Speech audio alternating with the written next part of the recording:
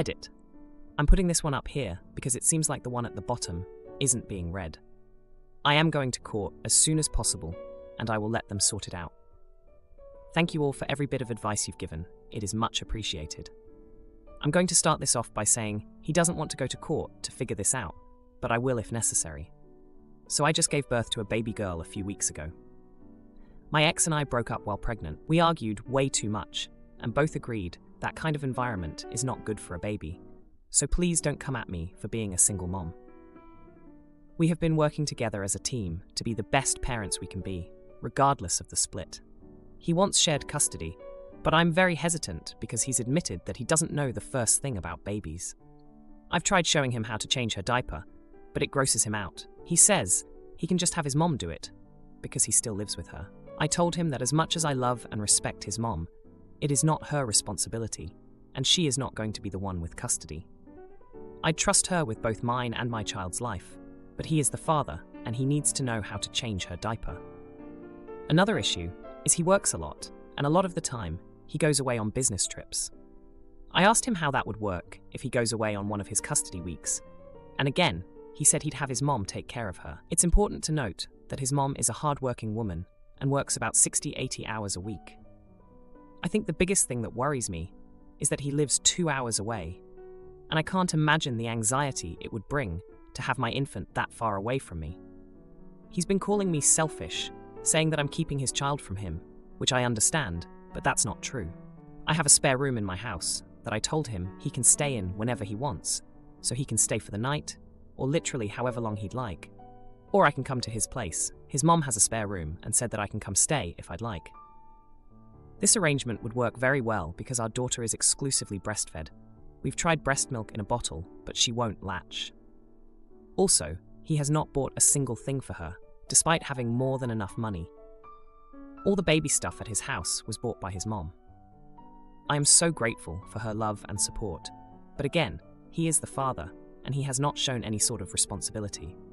He's pissed at me for implying he's not a good dad. But all I've been saying is, I would like to be sure that the person taking care of her knows what they're doing.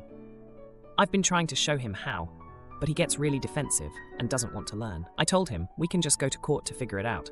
Neither of us wants a nasty court battle, but if we can do it amicably, but he doesn't want to, so they can't order him to pay child support, which pisses me off, because regardless of whether or not you're ordered to pay child support, you should want to do everything possible to support your child. Anyway, am I the idiot for not letting him take care of his baby? Edit. When I say he refuses to change her diaper, I mean it. He says, no, it's not my job, you're the mom. The one time I told him that I wasn't going to change it because he needs to learn how, he said fine, I'll just let her sit in her own chute then. So I just changed it. He refuses. Also, she is exclusively breastfed. I try daily to get her to take a bottle, but she will not latch. But I still try. So unless I am physically with her, she will starve. He doesn't seem to care at all, and said so himself. And I am in no way trying to keep him from his daughter, or not allow visitation. I want them to have a relationship. In the 3 weeks since she was born, he's only come to see her twice, and has spent a total of 1.5 hours with her. He cannot be left alone with her. And that's not me being petty. I have tried.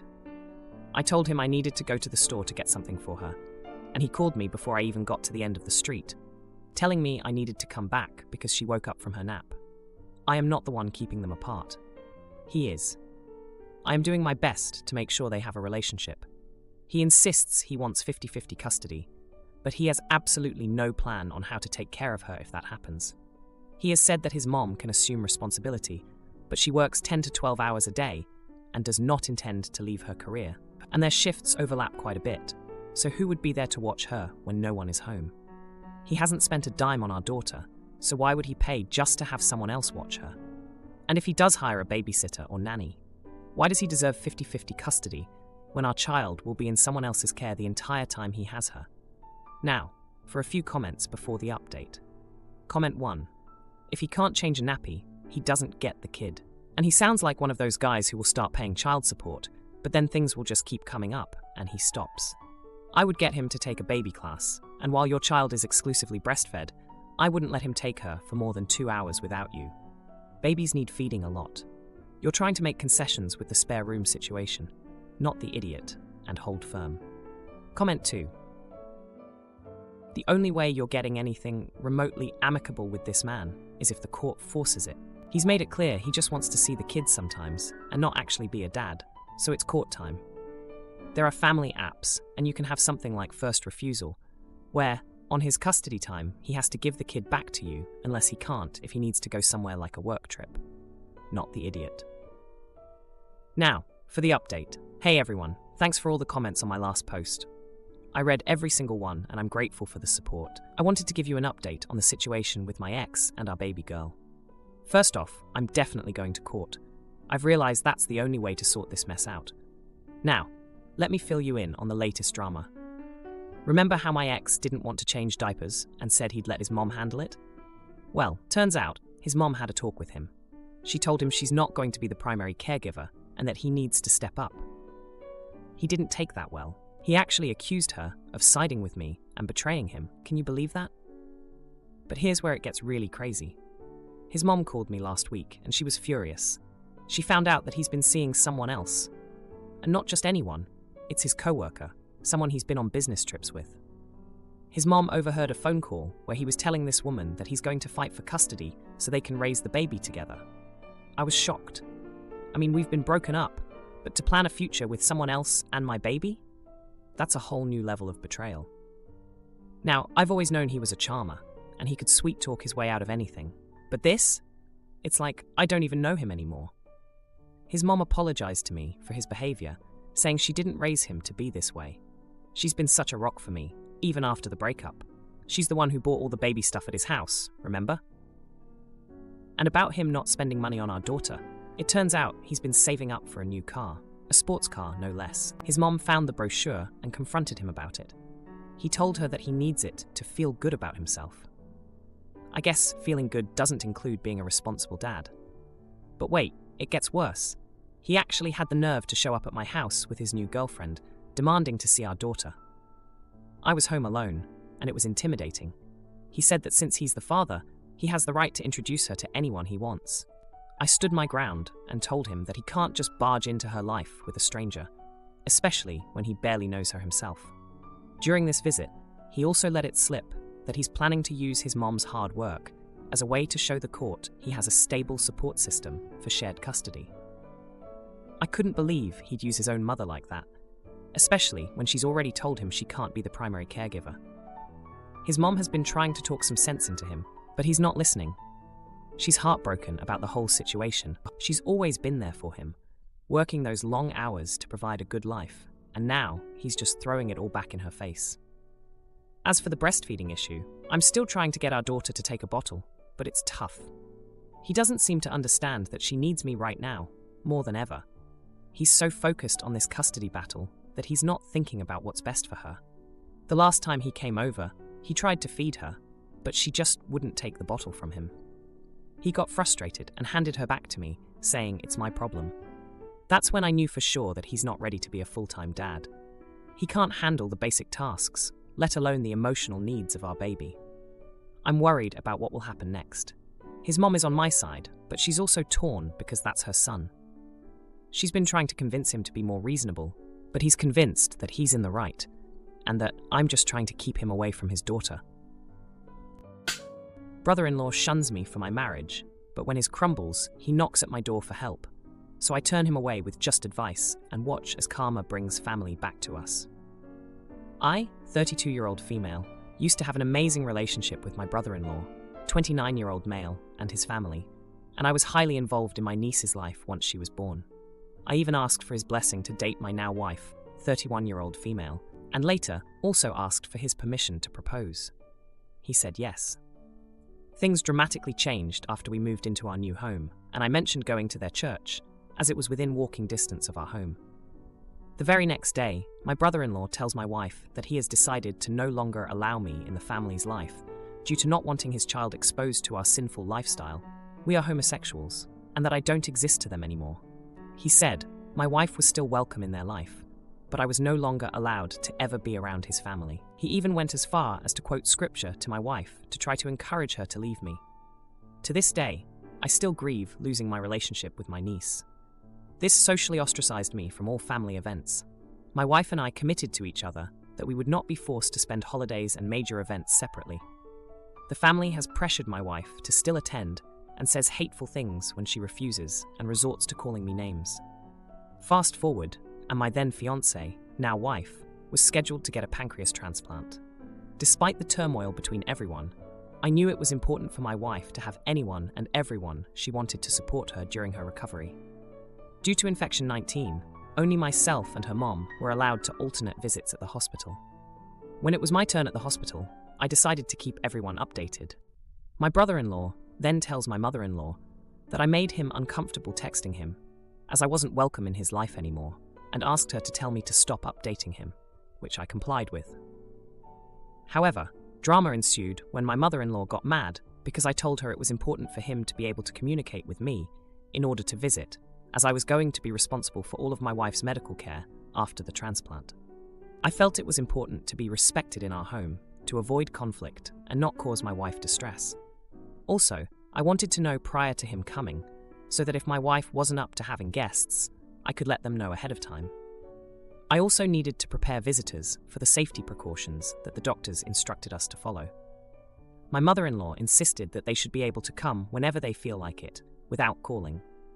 She even told me I should leave my home when my brother-in-law comes, so he could feel more comfortable during the visit. I absolutely refused to comply with this. As a result, my mother-in-law told everyone that I was trying to isolate my brother-in-law from seeing my wife. She says I was petty, mean, and selfish. Personally, I think I was kind to even consider allowing him in my home at all, considering how he has disrespected and treated me. So, am I the jerk? Now for a few comments before the update. Comment 1. Not the idiot.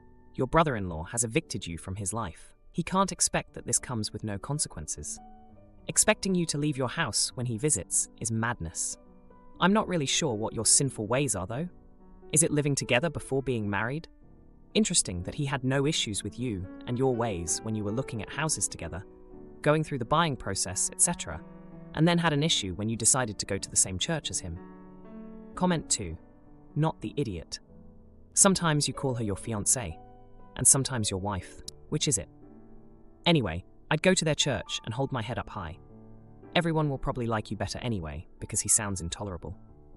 Keep caring for your fiancée wife like you do so well and hold fast to that line. Transplants are serious, and those immunosuppressants make her really vulnerable. I wish her a speedy recovery. Now for the update. Hey everyone, a lot has happened since my last post, and I'm back with an update that's been a rough ride. After the whole fiasco with my brother-in-law and mother-in-law, things took an unexpected turn. My wife's recovery from the pancreas transplant was going well, but the family drama was far from over. Remember how my brother-in-law didn't want me in his life? Well, he showed up at our house unannounced one day. I was home alone, as my wife was at a follow-up appointment with her mom. He stood there, awkward as ever, and I could tell something was off. He asked if we could talk, and I was hesitant but let him in, thinking maybe he was here to make amends.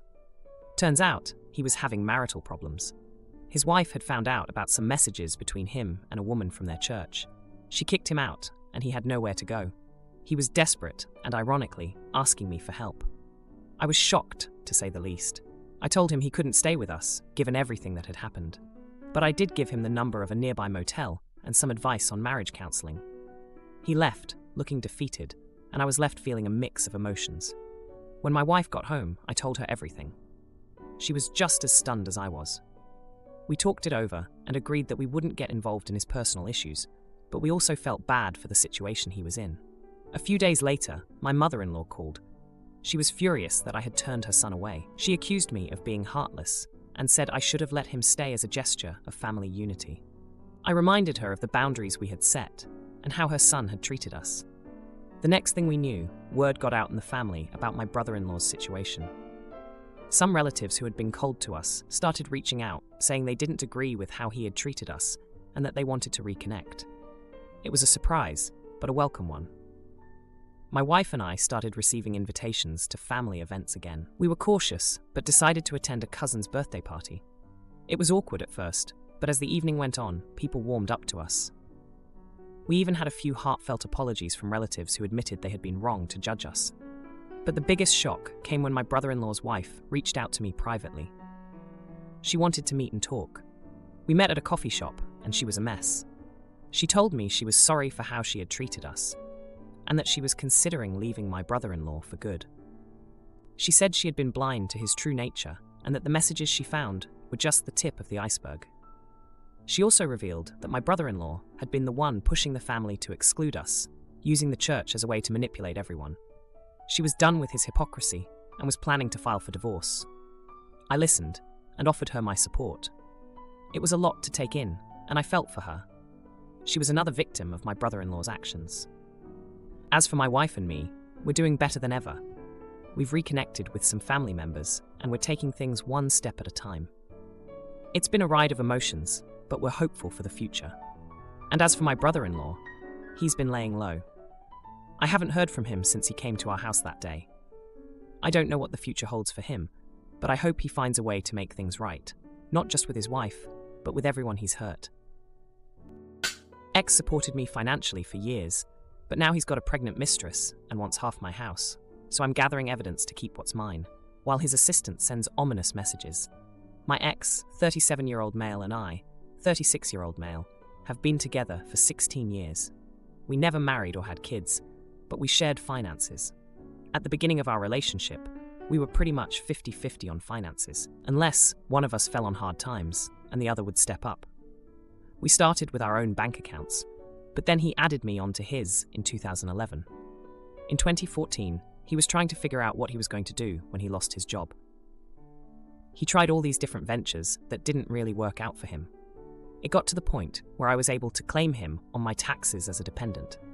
Between 2015 and 2019, I was carrying us. It got to the point where he stayed home and I was working 2 jobs and going to school. I struggled with setting boundaries and wouldn't confront him for not working. He hated his last job in 2014 to the point where he was always miserable and very unpleasant to be around. I was too scared to rock the boat, so I just took it, my fault, I know. In 2017, I got a job at a bank and a gym. I went back to school to get a degree in IT. While working at the bank, I was able to get my credit from 580 to 690 by 2019. In 2019, before the housing market got crazy, we decided to buy a house. We found a house we liked and went through with the purchasing process. Since I was the one with good credit and a job, we put the loan in my name. I came up with the down payment, closing costs, and even materials to update the home using one of my IRAs. After the close, he finally got a job where he took over ownership of a business. This company required a lot of remodeling. While he was doing all that for his business, I was remodeling the home, i.e., pulling out carpet, installing new floors, painting walls, and installing new light fixtures. The house was outdated. I was doing all this while working and going to school. He didn't help with remodeling the home, but that was because he spent all his time at the business remodeling it. After the house was ready for move-in, he got mad at me for something and chose not to help with the move-in. The last 4 years in this house have been me covering all the bills, and now I was carrying the relationship. His business was failing when he took over, but he turned it around so it can sustain itself, but he is not able to pay himself a decent wage. My checks would cover all the bills, while his covered food and entertainment. Whenever something broke, it was me who fixed it. I could no longer take it and broke up with him. Now he is telling me to sell the house and give him half. He feels like I owe it to him since we have been together for 16 years. I told him I won't because I was the one who came up with the down payment, remodeled the home, and I have been paying the mortgage on my own. Also, I don't want to move. It's my first home, it's in my name, and I paid for it. I have bank statements to prove it all. Common law marriage is not recognized in our state. Now he is saying I screwed him over in life. Now, for a few comments before the update. Comment 1. Not the jerk. That would be like a renter suing his landlord for part of the house just because they rented for a long time. He should have been more involved in remodeling, moving, getting any job to chip in for bills and such. Leaving it all to you from beginning to end basically makes it yours. Comment 2. Not the jerk. He didn't contribute anything towards the house. He has no investment in it at all. He doesn't get to suck more life out of you. Legally, you're in the clear as well. Now for the update. Hey Reddit. It's been a week since I last posted about my ex and the house drama, and let me tell you, things have escalated quickly. So, after I refused to sell the house and give him half, my ex went from upset to full-on angry. He started bringing up stuff from the past, like how he supported me emotionally when I was juggling 2 jobs and school. He said that without his support, I wouldn't have been able to get through it all. I can't deny that he was there for me, but it's not like he was bringing in any money at the time. Remember how I mentioned he took over a failing business? Well, turns out he had been hiding just how bad it was. He confessed that he's been drowning in debt and the business is on the brink of collapse again. He's been using credit cards to keep it afloat, and now he's in over his head. He said he didn't tell me because he was embarrassed and didn't want me to worry. I couldn't believe he kept this from me, especially since we used to be so open about our finances. But here's the kicker. Guys, I found out that while he was remodeling his business, he was actually spending a lot of time with his assistant, who, get this, is now pregnant. Apparently, they've been having an affair for over a year. I was floored. I mean, I knew our relationship had its issues, but I never thought he would cheat on me. I confronted him about it, and it was one of the most intense conversations we've ever had. He tried to justify it by saying our relationship had been dead long before the affair started, and that he found comfort with her. I was so angry, I couldn't even look at him. I told him that cheating is never justifiable, no matter the state of our relationship. Now, he's using this pregnancy to try and guilt me into selling the house.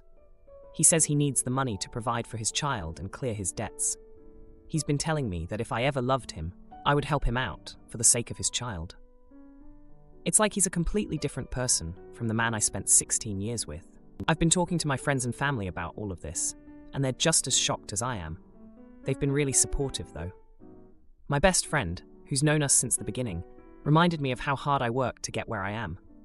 She pointed out that my ex never really got over losing his job back in 2014, and that's when he started to become more distant and resentful.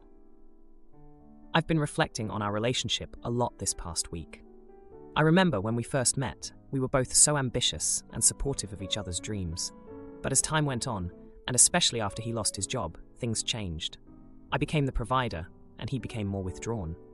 I guess I was so focused on trying to keep us afloat that I didn't see how unhappy he was. As for the house, I'm standing my ground. I worked too hard for it, and I'm not about to give it up because he made poor choices. I've been gathering all the financial records and bank statements to prove that I've been the one paying for everything. It's stressful, but I'm prepared to fight this. And just when I thought things couldn't get more complicated, I got a message from his assistant, the one who's pregnant. She wants to meet up and talk. I have no idea what she's going to say, but I have a feeling it's going to be another bombshell. If you liked this video, you'll probably like these too. Also, while you're here, please consider subscribing. It's your support that keeps this channel alive and allows me to make better and longer videos. Have a great day.